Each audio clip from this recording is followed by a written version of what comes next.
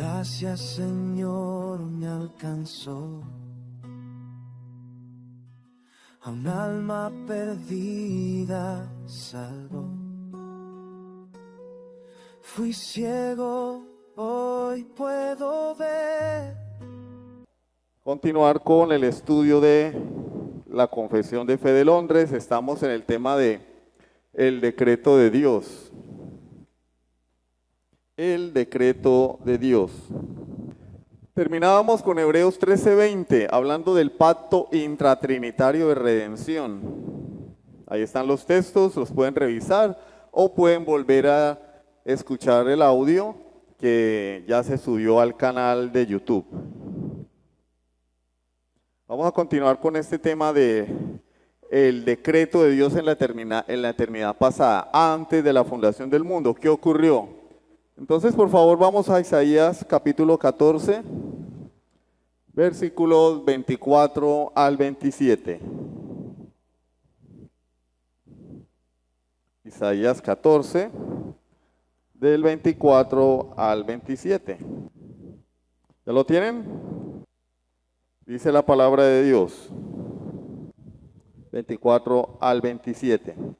Jehová de los ejércitos juró diciendo, atención, está hablando Dios, ¿no? Ciertamente se hará de la manera que lo he pensado y será confirmado como lo he determinado. Está la profecía de Isaías sobre la nación de Asiria. Y el Señor está profetizando su destrucción. La pregunta es, cuando Dios dice algo, ¿hay algo que pueda frustrar el plan de Dios? Entonces, ¿por qué nosotros todo el tiempo pensamos que le vamos a torcer el brazo a Dios? Que vamos a hacer que la voluntad de Dios cambie. No, la Biblia no enseña eso. No, sí, pero por allá el rey Ezequías hizo que Dios le prolongara los días. Hombre, Dios le prolongó la vida a Ezequías porque Dios mismo ya lo había decretado antes de la fundación del mundo. Y había decretado también que Ezequías iba a orar por ello y él iba a responder positivamente a la oración de Ezequías. Pero no fue la oración de Ezequías lo que movió la mano de Dios, sino que fue Dios que ya lo había decretado y también había ordenado cómo Ezequías iba a alargar sus días a través de la oración. En última instancia, se hace la voluntad de Dios. Sigamos. Jehová de los ejércitos juró diciendo, ciertamente se hará de la manera que lo he pensado y será confirmado como lo he determinado. Que quebrantaré al asirio en mi tierra y en mis montes lo hollaré. Hollar es pisotear. Y su yugo será apartado de ellos y su carga será quitada de su hombro. Atención, este es el consejo que está acordado sobre toda la tierra y esta la mano extendida sobre todas las naciones. La palabra consejo allí es decreto, propósito, plan. Porque Jehová de los ejércitos lo ha determinado. Pregunta él mismo, ¿y quién lo impedirá? Y su mano extendida, ¿quién la hará retroceder? Es una pregunta capciosa, pregunta retórica, perdón. La pregunta retórica incluye la respuesta en ella misma. ¿Quién? Nadie. ¿Quién va a hacer retroceder la mano de Dios? Nadie. Pero nosotros nos enseñaron que nosotros le damos órdenes a Dios, que le movemos el brazo, que con un ayuno, que con un diezmo, cambiamos los propósitos de Dios. Y Dios dice en su palabra, ¿quién? ¿Quién va a hacer que yo retroceda? ¿Quién me va a impedir que yo haga lo que yo he determinado? Nadie, nadie. Entonces el evangelio moderno lo que hace es poner al hombre en el lugar de Dios. El evangelio moderno es anticristiano. ¿Por qué? Porque, como dice el apóstol Pablo, se sienta en el lugar de Dios y se hace pasar por Dios. Sé que eso habla del anticristo, pero cualquier distorsión de la imagen de Dios es anticristiana. Según el evangelio moderno, el que manda soy yo. Yo doy las órdenes y Dios obedece. Yo doy las órdenes arrodillándome, doy las órdenes con un ayuno aguantando hambre, o doy las órdenes dando diezmo, ofrenda, primicias, pactos y cualquier ladronismo que se hayan inventado. No, Dios dice, no, lo que yo he hecho, lo que yo he determinado se va a hacer y nadie lo va a impedir. Esto es lo que enseña la Biblia, ¿no? Ahora, si alguien quiere quedarse con la enseñanza del evangelio moderno, no, pero a mí me gusta más cómo lo predica Cash Luna. ¿Qué le vamos a hacer, hermano? Yo estoy enseñando lo que dice la Biblia. Esos payasos enseñan lo que se les ocurre para sacarle la plata a la gente. Pero yo enseño lo que dice la Biblia, porque a mí no me interesa si ustedes traen plata o no. Isaías 46, versículos 9 y 10. Allí mismo, libro del profeta Isaías, capítulo 46, versículos 9 y 10. Esta es una profecía sobre Babilonia. Isaías 46 del 9 al 10, ¿ya lo tienen? Acordaos de las cosas pasadas desde los tiempos antiguos, o sea, desde la antigüedad misma, porque yo soy Dios y no hay otro Dios y nada hay semejante a mí. Entonces el señor Cash Luna dice que tú y yo somos Jehová Junior. O sea, que el hombre está consumiendo metanfetaminas a la loca, porque ya el cerebro no le está trabajando bien. Nada hay semejante a mí. Es que no está diciendo no hay nada igual a mí. Está diciendo no hay nada parecido a mí. No hay nada que se parezca a lo que soy yo. Hermano, pero la Biblia dice que nosotros somos hijos de Dios. Claro, por adopción. ¿Ustedes saben lo que significa adopción? Adopción es que no tenemos la naturaleza del Padre de manera inherente.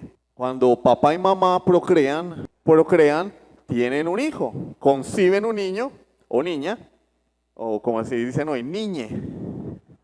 Conciben y ese bebé tiene por naturaleza, por defecto, ¿sí?, inherentemente, esencialmente, el material genético de papá y de mamá. O sea, es uno en ese sentido igual a ellos. Sí, cuando un papá, para un hombre y una mujer tienen intimidad, lo que nace no es una lagartija, nace un niño, un ser humano. El único que tiene la naturaleza del Padre es Jesús. Tú y yo recibimos la naturaleza del Padre en Cristo. ¿Sí entendemos por qué es importante arrepentirnos y ser salvos en Cristo? Para entrar, por decirlo así, en esa naturaleza. Nos es concedida en el nuevo nacimiento cuando somos regenerados por el Espíritu Santo. Sin embargo, no somos perfectos como Jesús. Se inicia un proceso de santificación para llevarnos a la estatura de la plenitud del varón perfecto que es Jesucristo. Y cuando Cristo venga por su pueblo, seremos transformados definitivamente. Pero va a ser una perfección progresiva en el sentido de que jamás vamos a ser como Jesús. Nunca vamos a caer de ese estado de perfección, pero jamás vamos a alcanzar la perfección de Dios ni la perfección de Jesucristo, porque esa perfección es infinita y vamos a tener toda la eternidad para cada día ir perfeccionándonos en el conocimiento de Dios, en los cielos nuevos y en la tierra nueva. Pero no somos como Jesús en el sentido exacto de la palabra. Él es el unigénito Hijo de Dios. Nosotros somos hijos de Dios por adopción. Entonces no hay nadie como Dios. Nadie. No hay nada semejante a mí. Que anuncio lo por venir. Yo anuncio el futuro desde el principio, o sea, desde la eternidad y desde la antigüedad, lo que aún no era hecho. Que digo, mi consejo, mi plan, mi propósito, mi decreto permanecerá y haré todo lo que quiero. Parece que la iglesia moderna lee lo contrario. Por eso yo hago el énfasis, hermano, hay que aprender a leer. Porque pasamos por la escuela, pero no aprendimos a leer. Leer no es pasar la vista sobre un escrito y diferenciar las letras y las palabras. No, leer es pasar la vista por un escrito, diferenciar letras, palabras, clasificarlas y entender lo que estoy leyendo. Y la iglesia moderna entendió diferente. La iglesia moderna entendió, como si el Señor hubiera dicho, haré lo que ustedes me digan.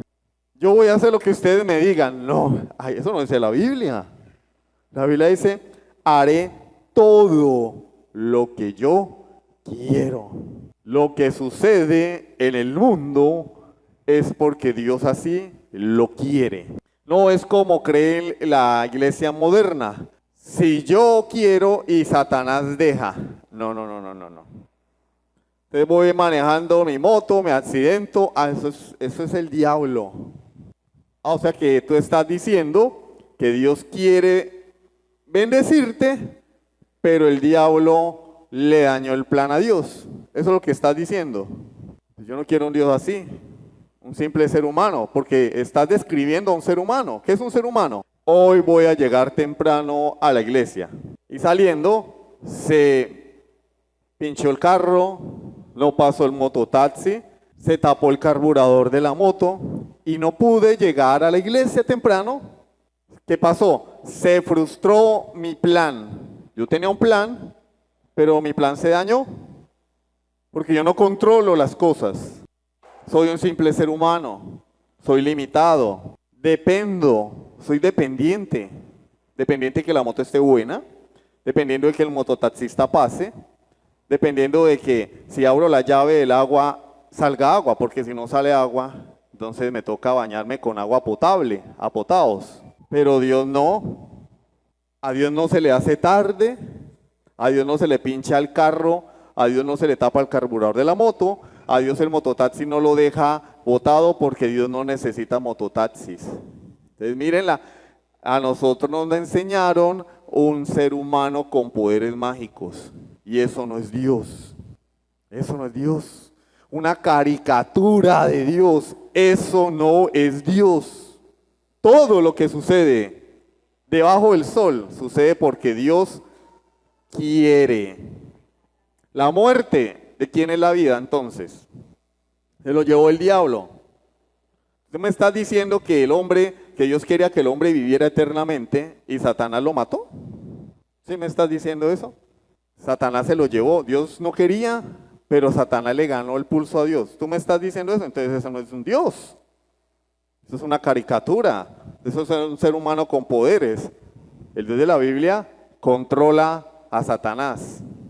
Hermano, usted está diciendo una blasfemia. Espérense porque este tema es largo y para allá vamos. Queda claro que el Señor dice, mi consejo permanecerá, mi propósito, mi plan, mi decreto permanecerá y haré todo lo que quiero. Hechos 15, 18, Hechos capítulo 15, versículo 18. No, hermano, yo no puedo creer eso. Hermano, denme la oportunidad de demostrárselo con la escritura. Denme la oportunidad. No seamos como el romanista, el católico romano, que dice, aquí somos católicos, no insista. ¿Se han visto ese letrero? No me hable. ¿Cuál es el miedo? ¿Cuál es el miedo? ¿El miedo que le demuestre que está equivocado? ¿Le da miedo que yo le demuestre que su religión es falsa? Porque si usted tiene tantas convicciones, está tan cimentado en su creencia, nada lo va a mover. A mí no me mueve un testigo de Jehová, a mí no me mueve un católico, a mí no me mueve nada. Yo estoy plenamente convencido de lo que estoy creyendo y me hago matar por eso. Yo puedo hablar con un mormón y él no me va a mover. No me va a mover, porque estoy convencido. Entonces no seamos como el católico romano. El católico romano dice, no me hable porque yo soy católico y mi mamá era católica, mi papá era católico. No seamos así.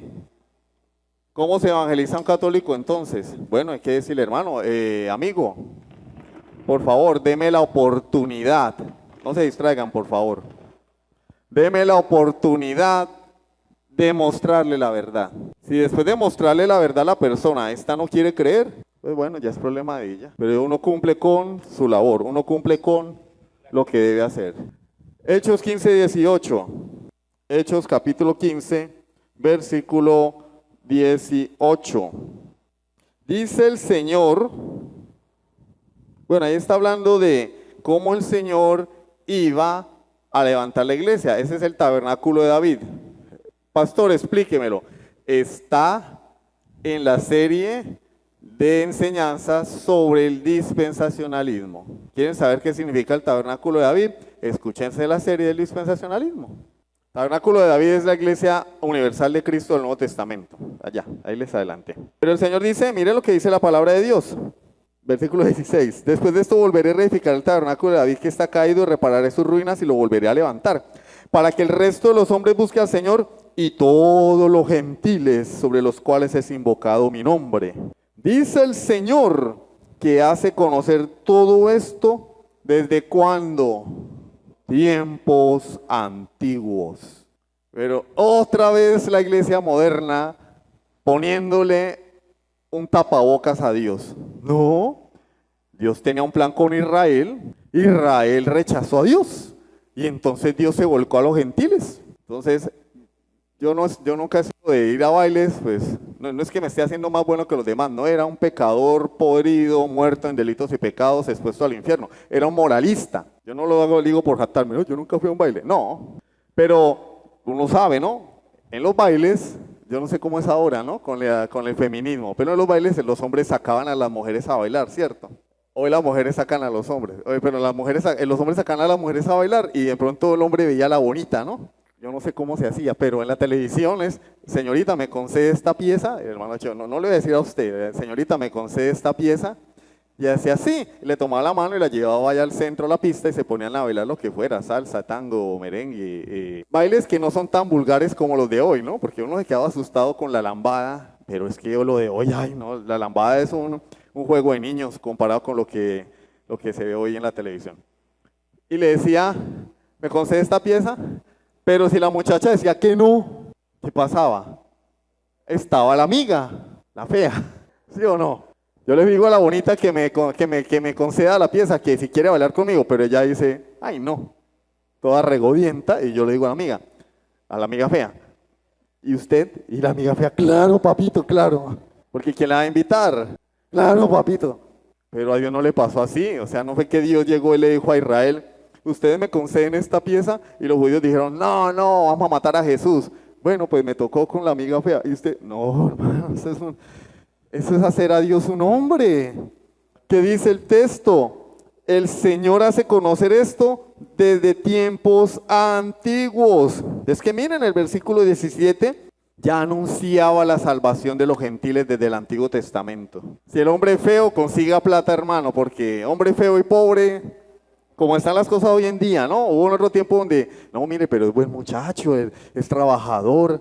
No, ahora no. Digo, en el mundo, ¿no? En la iglesia no debe pasar eso. Aunque pues, de todo hay en la viña del Señor, hasta mujeres interesadas. Pero, si es feo, hermano, consiga plata, hermano, para que tenga la belleza del dinero. Desde tiempos antiguos ya se anunció la salvación de los gentiles.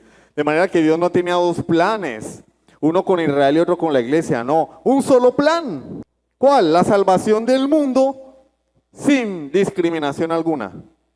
Todos los pueblos de la tierra iban a ser llamados por Dios. Por eso Dios dice en su palabra, le dijo a Abraham, en tu simiente serán benditos los judíos, todas las familias de la tierra. ¿De dónde sacan que Israel es el pueblo escogido de Dios y que nosotros somos el plan B? ¿De dónde sacaron eso? ¿De dónde? Antibíblico. Hay un solo pueblo de Dios. ¿Cuál? Todo el que se arrepienta de sus pecados, sin importar si es judío o gentil. Pero ¿por qué la Biblia dice que Israel es el pueblo de Dios? Porque de Israel saldría el Mesías, porque Israel es tipo de la iglesia, porque Israel fue escogido, pero Dios salvaría un remanente, como dice Pablo en Romanos capítulo 9, 10 y 11. Un remanente para salvación. Pero todos los judíos fueron salvos. Todos los judíos fueron salvos. Y entonces, ¿de qué me estaban hablando? Es que Israel es el pueblo de Dios, los escogidos. ¿Todos fueron salvos? No. La iglesia es el verdadero Israel. Porque Jesús es Israel. El Israel del que habla el Antiguo Testamento en las profecías es Jesús. Y nosotros somos Israel porque estamos ¿dónde? en Cristo. Somos el cuerpo de Cristo. ¿Saben que sin Jesús no hay nada? Sin Jesús no hay nada. Sin Jesús no hay nada. Y hoy se predica salvación sin Jesús. No se menciona a Jesús. Se menciona al Dios que va a solucionar los problemas. Ven a Cristo y te va a solucionar tu escasez, tu mujer va a volver, tus hijos te van a querer, van a dejar la marihuana, todo. Ven a Cristo. Cristo vino fue a salvar, hermano, a comprar el pueblo que Dios le dio antes de la fundación del mundo. Efesios capítulo 1, versículo 11. Efesios capítulo 1, versículo 11, por favor. En él, hermano, una vez un hermano, pues realmente no sé qué tan hermano sea, pero bueno, vamos a darle el beneficio de la duda. Hermano de otra congregación, ustedes son de los que creen en la predestinación, calvinistas. Es una doctrina de error. Bueno, vamos a ver si es doctrina de error. Vamos a ver, porque la regla de fe, ¿cuál es? La Biblia. No es el pensamiento de yo, tú, él, nosotros, vosotros y ellos. No, es la Biblia. ¿Sí? Entonces vamos a la Biblia. En él asimismo tuvimos herencia. ¿En quién? En Cristo. ¿Habiendo sido qué? ¿Habiendo sido qué? Yo creo que al hermano y a todos los que rechazan esta doctrina, les vendieron una Biblia que al que la imprimió se le cayó el liquid paper, no el de el bolígrafo, sino uno que venden en un tarrito, o vendían en un tarrito, y él tenía como una brochita, y uno se lo pasaba así. Y yo creo que se les derramó el liquid paper ahí, y se borró la palabra predestinados, porque es que ellos dicen que no hay predestinación, que cada quien es salvo por su libre albedrío, ¿no? Pero es que yo ejerzo mi libre albedrío. Dios no me puede obligar. A mí me predican y soy yo el que decide. Ay, ¿en serio? ¿En serio? ¿Tú te puedes salvar solo? Entonces, ¿a qué vino Cristo? Si tienes tanto libre albedrío, ¿por qué no decides obedecer la ley? Hazlo. A ver si tu libre albedrío te alcanza. Eso es como un perro que diga, yo puedo volar. Bueno, aviéntese. Lo subimos a Josman. Ahorita que llegue a la casa, agarra a Zeus y lo avienta al segundo piso a ver si vuela. Y Génesis dice, si usted hace eso, se acabó este matrimonio. Lo avienta a él. Génesis lo avienta a Josman primero por el balcón. Si yo tengo tanto libre albedrío, ¿por qué no decido obedecer la ley? ¿Por qué no hay nadie que pueda guardar la ley? Pregunto yo, ¿no? Digo yo. ¿Alguien puede responder? ¿Por qué el hombre no puede guardar la ley si tiene libre albedrío? Él puede decidir guardar la ley. ¿Por qué no? Pregunta. Está la ley, los 10 mandamientos. Guardémoslos. Con mi libre albedrío yo decido. Yo tengo el poder de decidir adorar solo a Dios. ¿Y por qué no lo hago? Porque el mundo no lo hace. Ni la iglesia lo hace. ¿Por qué? ¿Por qué no decidimos no tener dioses ajenos? No tendrás dioses ajenos delante de mí. Vamos. Libre albedrío. No, pues yo con mi libre albedrío voy a cumplir todos los 10 mandamientos. Como el joven rico. Es que nos parecemos al joven rico. Señor, yo todo eso lo he guardado desde mi niñez. Ay, sí, papito. Muy salsa. Muy salsa. Vende lo que tienes. Dalo a los pobres. Toma tu cruz y sígueme. ¿Qué pasó? Libre albedrío. Está fácil. Vende lo que tienes. Se lo das a los pobres, no a él, porque eso no se lo pidió a él, ¿no? Como hacen los sinvergüenzas. Tráigalo aquí, no. Dalo a los pobres. Sígueme. ¿Qué pasó? El hombre se fue. ¿Para qué le sirvió su libre albedrío? Para rechazar a Jesús. ¿Qué escogió él? El mal. Se fue triste porque tenía muchas posesiones. Pregunta, ¿qué pasaba con él? Era esclavo de sus posesiones. El libre albedrío del hombre está esclavizado por su naturaleza. El hombre nunca va a decidir lo bueno conforme al estándar de Dios. Nunca. Por eso necesitamos que el Espíritu Santo regenere primero al hombre. Por eso necesitamos el famoso cambio.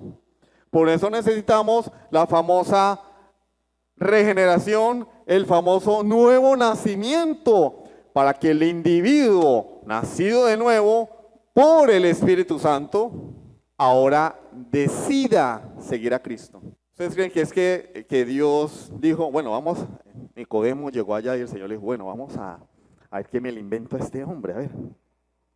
Ah, sí, tienes que nacer de nuevo. No, recordemos que la palabra inspirada por Dios nos enseña que todo lo que dice la Escritura, todo lo que sale de la boca de Dios, ha sido plenamente exhalado. Jesús no le dijo a Nicodemo, tienes que nacer de nuevo porque se le ocurrió en un momento de genialidad, sino porque esa era la metáfora perfecta para describir la obra de Dios en el hombre. Pregunta, ¿quién decidió nacer? Nadie, yo no. Digamos que 9 meses después, ¡pum!, ahí, el bebé llorón.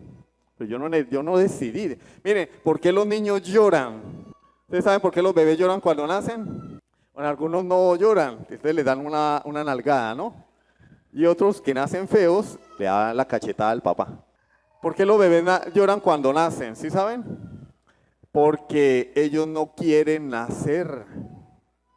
Ellos están felices en ese líquido amniótico tibio, confortable. No tienen que respirar por sus pulmones. Todo lo hace el cordón umbilical y están ahí como los socialistas. Quieren recibirlo todo de papá y de mamá, sin hacer nada. Pero ¿qué pasa? Cuando el niño no nace, pastor, se está extendiendo. Es que le vamos a hacer, hermano. Esos son los beneficios de ser el pastor, ¿cierto? Cuando el niño no nace, hay casos de mujeres que van al médico y les programan el parto, ¿no? Venga en tal fecha y la mujer vaya. No hay contracciones, no está pasando nada, algo anda mal, ya debería estar, haber dilatación, contracciones, no, nada. La mandan para la casa, venga mañana. Ya comienza una cuenta regresiva porque hay peligro, ¿sí o no? No, va a tocar, ¿qué? Cesárea. O le aplican una inyección para inducir las contracciones, ¿sí o no? ¿Cómo se llama esa inyección, mamás? Pitocin. Le aplican esa inyección y empieza, ¿sí?, ese útero a contraerse. Díganme, ¿qué ha hecho el niño para que eso suceda? Nada. Es perezoso. A los niños los hacen nacer. Si no nace, se queda adentro y ¿qué pasa? Se muere. Entonces, sea que le apliquen una inyección a la mamá, o sea que le hagan una cirugía, una cesárea, al niño lo hacen nacer. Si no nace a las buenas, nace a las malas, pero que lo sacan, y él sale llorando. ¡Ay, qué! ¿Por qué me sacaron? ¡Ay, que está bien! Ahora le toca que el frío del medio ambiente, tiene que empezar a respirar por los pulmones, lo hacen nacer. Ahora le voy a hacer una pregunta a ver si alguien me la responde. Hay un texto en las Escrituras que dice que a nosotros nos hicieron renacer. ¿Quién lo tiene? Hermano Javier, Primera de Pedro, siendo renacidos. Alguien que lo busque rápido. Primera carta de Pedro. Mientras ustedes lo buscan, yo voy a continuar explicando este tema de la regeneración. Y Jesús le dice a Nicodemo, ¿cómo? Ya, el hermano Cheo se va a ganar 1.000.000 de besos, pero a la hermana Marora. 1.23, búsquenlo. 1.3, bueno, el hermano Cheo. Al hermano Cheo nadie le gana, porque él se lo sabe al derecho y al revés. 1.23, y después vamos al otro. Mira, casualmente Cheo y Miguel se vinieron vestidos de rojo. 1.23, siendo renacidos, no de simiente corruptible, sino de incorruptible. ¿Por qué? Por la palabra de Dios nos hace renacer. Capítulo 3, versículo, Miguel. Bendito sea el Dios y Padre de nuestro Señor Jesucristo, que según su grande misericordia, ¿qué? ¿Qué dice? No, eso es mentira. Yo con mi libre albedrío decido nacer espiritualmente. Yo con mi libre albedrío, yo decido ser salvo. Y la Biblia dice, no, papito, a ti te hicieron nacer. Y Jesús le dice a Nicodemo, el que no naciere de nuevo, no puede ver el reino de Dios. Juan 3.3, Juan 3.5, de cierto te digo, que el que no naciere del agua y del espíritu, no puede entrar en el reino. Pero sigamos creyendo en el libre albedrío. La Biblia dice otra cosa, hermanos. Y este tema lo vamos a profundizar más adelante cuando veamos las doctrinas de la gracia que están en la confesión de fe. Efesios 3:11. Pero no terminamos con Efesios 1:11. En él asimismo tuvimos herencia habiendo sido predestinados. Ya quedó claro que hay predestinación, ¿cierto? Bueno, más adelante lo vamos a ver también. De hecho, en este capítulo de la confesión de fe, del decreto de Dios, los párrafos 3, 4, 5, 6 y 7 hablan de la predestinación. Conforme al propósito, al plan, al consejo, al decreto, eso significa propósito. Propósito del que hace todas las cosas, ¿qué dice? Según como nosotros oramos, ¿sí? Dios solo hace lo que yo le pido. Según el designio, lo que Él ha determinado, el designio de su voluntad. Él hace todo conforme a su soberana voluntad. No hay nada quiera hacerlo que Él no lo haya determinado hacer. Y más adelante, hoy no porque se nos va el tiempo, vamos a hablar entonces y las cosas malas, la guerra, el hambre, los homicidios, las violaciones, las injusticias. ¿Qué pasa con eso? Bueno, ¿tienen curiosidad? Bueno, no se pierda el próximo capítulo de la Confesión de Fe de Londres, dentro de 8 días, porque hoy no vamos a alcanzar. Ahí los dejo con esa curiosidad, dentro de 8 días vienen y respondemos la pregunta. Si Dios, ¿qué pasó? Uy, ¿sí bien? El diablo que está.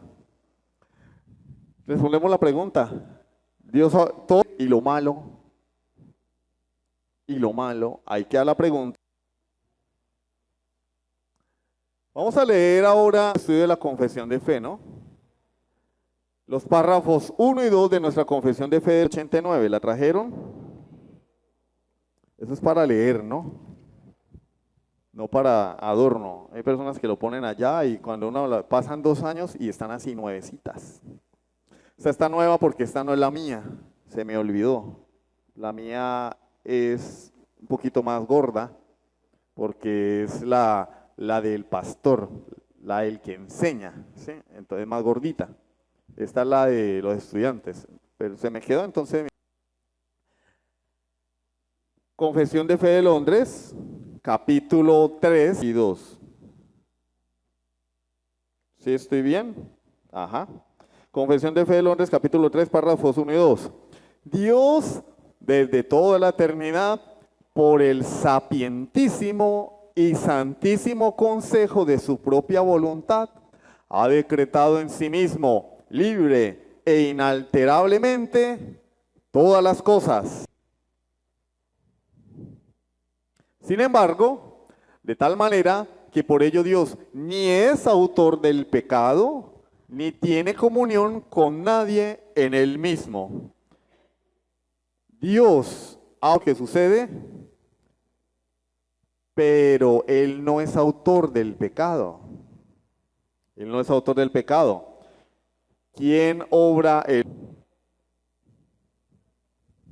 en la guerra cuando hay todas esas injusticias que ocurren de bando y bando? Porque uno aquí no va a decir que es que los judíos son santos y los palestinos son malos y los palestinos son santos. No, eso hay injusticias de lado y lado. Y es económicos, pelea por recursos y siempre hay algo debajo de la mesa, ¿sí o no? Siempre hay, no, es que peleamos por la libertad. Eso es mentira, hermano. Siempre hay algo ahí.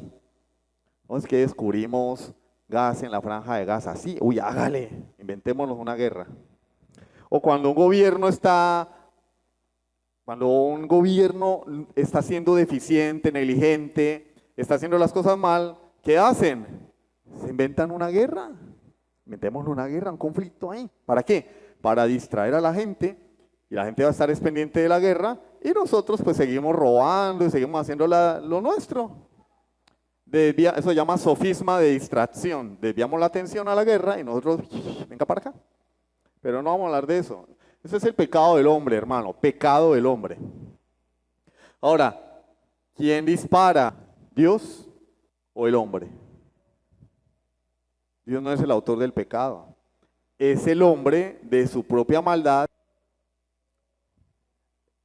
Él no es autor del pecado ni tiene comunión con nadie en el mismo pecado. Dios no obra en el hombre para que el hombre haga el mal, porque es que el hombre ya está dañado. Dios obra en el hombre es para hacerlo una nueva criatura, para santificarlo, para llevarlo a la eternidad. Él tiene que obrar positivamente, pero para que el hombre haga el mal, ¿qué tiene que hacer Dios? Nada, nada. El salmista dice, he sido formado y en pecado me concibió mi madre. Hermano, somos malos desde que nacemos. ¿Qué tiene que hacer Dios para que hagamos el mal? Nada. Háganle el ensayo, papás. Como hace la gente hoy actualmente con la tal crianza respetuosa, ¿no? Es que al niño hay que dejarlo que él decida, porque la crianza respetuosa... ¿Ustedes saben quién es el padre del psicoanálisis? Sigmund Freud. Y a mí me da tristeza cuando oigo cristianos citar a Freud.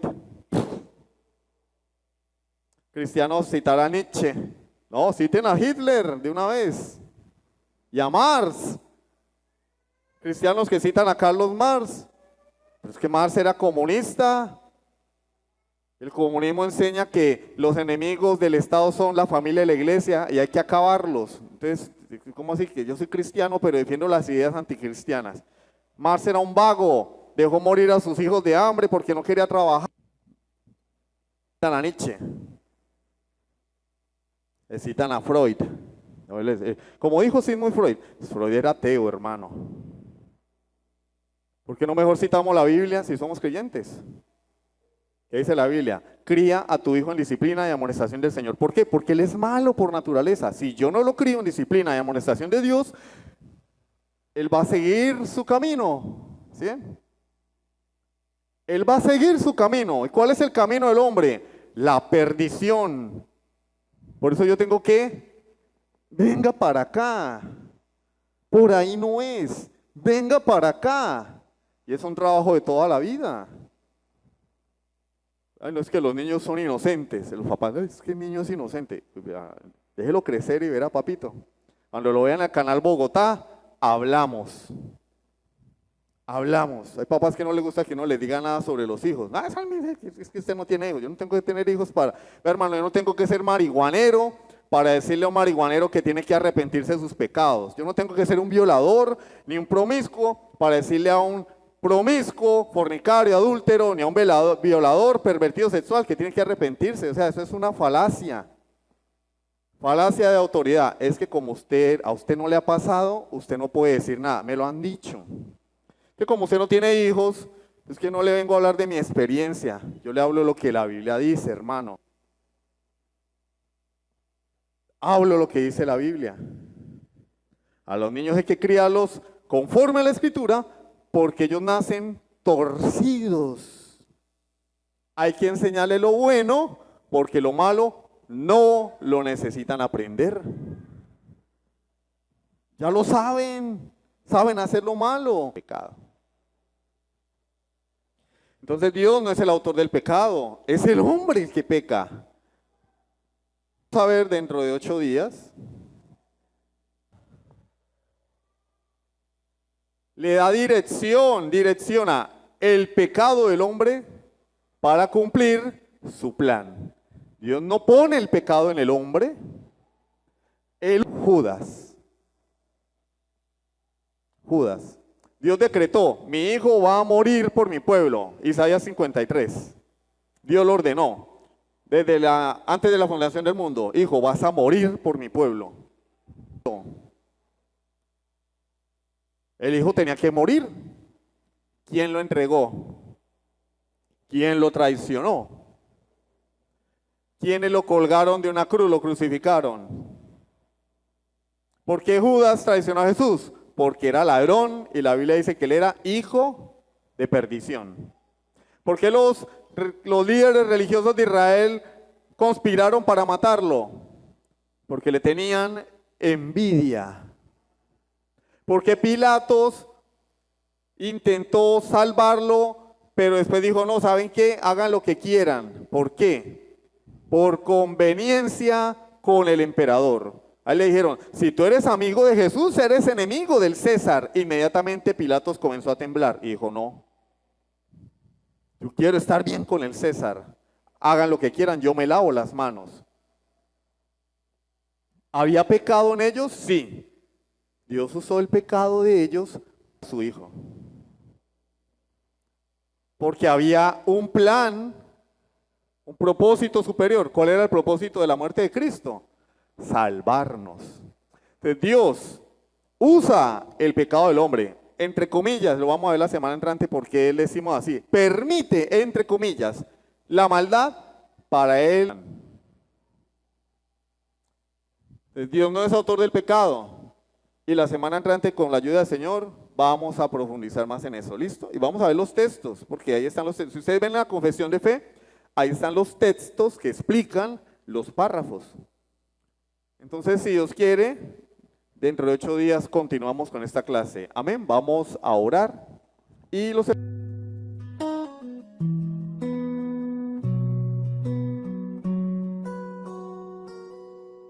Tu gracia, Señor, me alcanzó. A un alma perdida salvó. Fui ciego, hoy puedo ver.